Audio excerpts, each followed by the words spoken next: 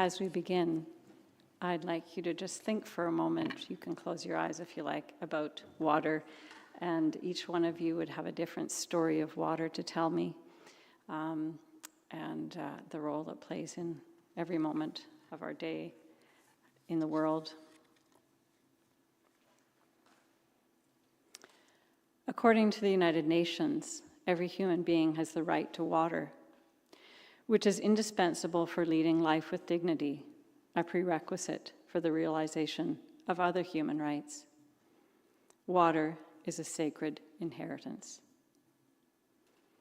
If you want to find a modern Garden of Eden, you might find it in the Saskatchewan River Delta, the largest inland delta in North America, its biodiversity and richness unique. Home to 500,000 waterfowl and thousands of songbirds, an abundance of mammals from fisher, caribou, wolf, wolverine, and so much more. Look carefully.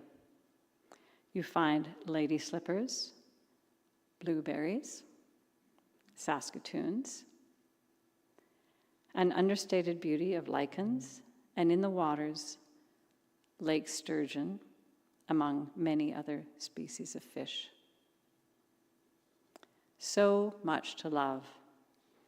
As Elizabeth Barrett Browning says, let me count the ways. The Cumberland House Cree Nation declared, the Saskatchewan River Delta is a protected area. Chief Rene Chaboyer, we see it as a protection of our homeland and a utilization to benefit our people to get them out of poverty. But the Saskatchewan River Delta is dying. The Indigenous people can see it. The 3 dams upriver have had significant effects, reducing the water flow and changing the normal patterns. To be in right relation is to listen to the wisdom of the First Nations and Métis, who see the invasive plants choking off the delta, who look for the missing muskrats, which once supported generations of trappers.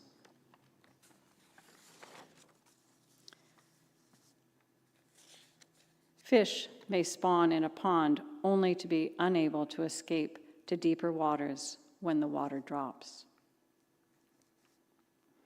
The government of Saskatchewan is implementing a new irrigation project called the Diefenbaker Irrigation Project.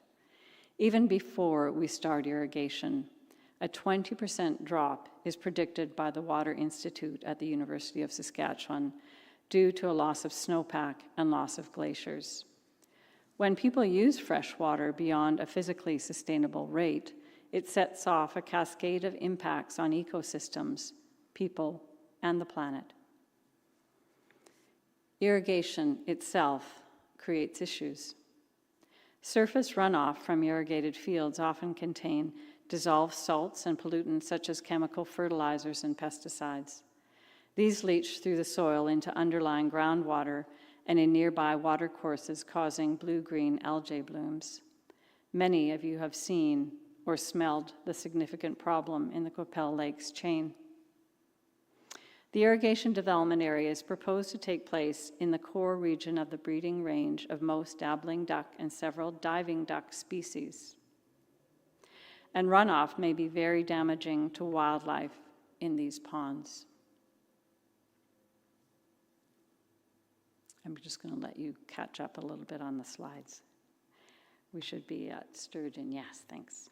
Reduced water level may not supply the amount of water required for the staging and spawning habitats of species such as goldeye, walleye, sauger, lake sturgeon, bigmouth buffalo, further threatening these species.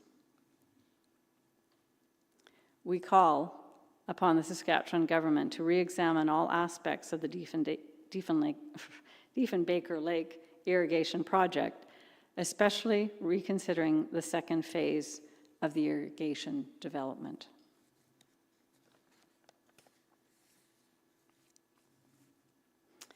Thank you for listening to today's creation teaching. This teaching was the second of 6 teachings. We welcome your feedback and actions. If you'd like to participate further in this initiative, there are calendars at the back of the church that outline actions that you can do at home to learn more about these issues and live a more environmentally friendly lifestyle. As well, please note today we have letters you can sign to be sent to Jennifer Bowes, Erica Ritchie, and the Honorable Christine Tell with questions about these environmental issues in Saskatchewan.